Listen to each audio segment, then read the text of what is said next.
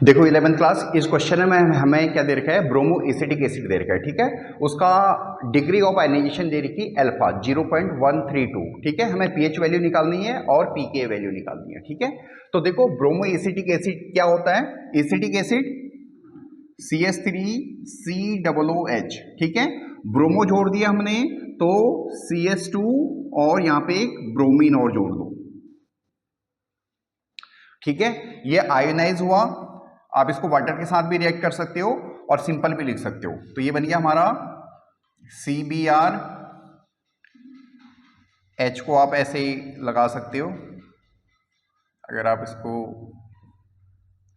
ऐसे दिखाना चाहते हो तो HN, ठीक है बच्चों। ये रिएक्शन होगी, रिएक्शन लिखनी आनी चाहिए आप लोगों को, ठीक है।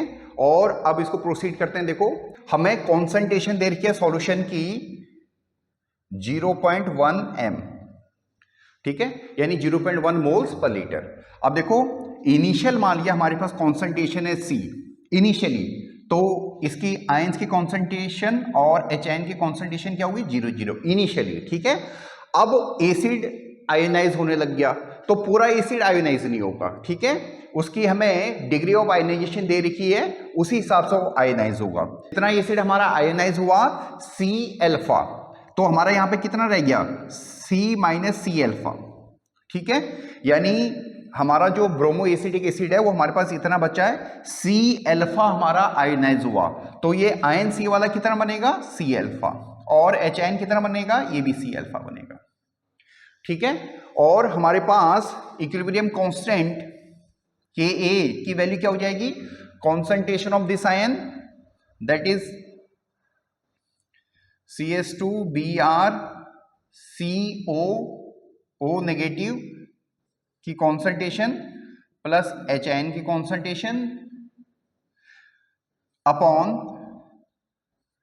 CH2BrCOOH एसिड की कॉन्सेंट्रेशन, ठीक है।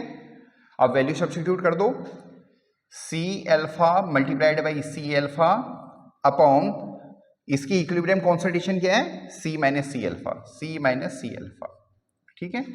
That is C alpha square upon 1 minus alpha, ठीक है बच्चों। देखो बच्चों वीक एसिड में अल्फा की वैल्यू बहुत कम होती है 1 से, ठीक है। यानी वीक एसिड के लिए हम 1 माइनस अल्फा को अप्रोक्सीमेट कर देते हैं 1 के, ठीक है। आप नहीं भी कर सकते हो, कोई दिक्कत नहीं है, बट फिर कैलकुलेशन बहुत लंबी चली जाएंगी, ठीक है। तो जो एनसीईआरटी में कैलकुलेशन दे रखी है वो इसी को एज्यूम करके दे रखी है, ठीक है बच्चों, क्लियर है। तो इसका मतलब ये बन गया हमारा C अल्फा स्क्वायर, ठीक है। अब Ka की वैल्यू डाल देते हैं, एक बार रब कर देता हूं। Ka इक्वल टू कॉन्सेंट्रेशन की वैल्यू दे रखी है 0.1 और अल्फा की वैल्यू दे रखी है 0.132 स्क्वायर, यहां पे कर देंगे और ये हो जाएगा हमारे पास 174, दैट इज 1.74 इंटू 10⁻⁻3, ठीक है। ये हमारे पास इक्विलिब्रियम कांस्टेंट की वैल्यू आ गई है, ठीक है। अब pKa की वैल्यू हो जाएगी negative logarithm of equilibrium constant, ठीक है।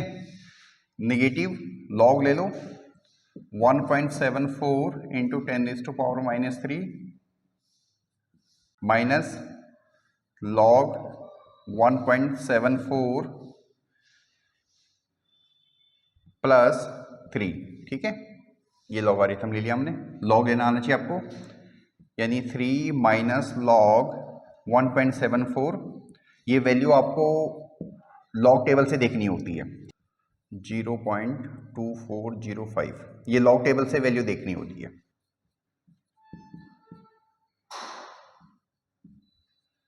ठीक है बच्चों। तो हमारे पास pKa की वैल्यू आ गई है 2.7595, ठीक है। अब देखो हमारे पास pH की वैल्यू निकालनी है, ठीक है। तो pH की वैल्यू कैसे निकलती है, negative logarithm of HN concentration, और हमारे पास HN की क्या कॉन्सेंट्रेशन है, दैट इज C अल्फा, ठीक है, उस रिएक्शन में सी की वैल्यू हमें दे रखी है 0.1, अल्फा की वैल्यू है 0.132, 1.32 इंटू 10⁻⁻²। ठीक है, ये वैल्यू यहाँ पे सब्स्टिट्यूट करो, P H equal to negative log 1.32 into 10⁻⁻², negative log 1.32 plus 2, that is 2 minus log 1.32। ठीक है,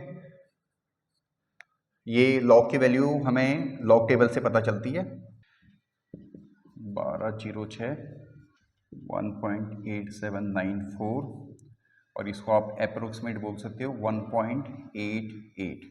ठीक है, तो पीएच हमारा आ जाएगा 1.88।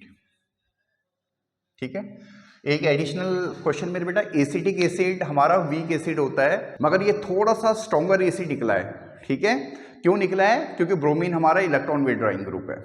ठीक है बच्चों, होप्स आपको समझ में आया होगा। अगर कोई प्रॉब्लम हो तो आप कमेंट कर सकते हो।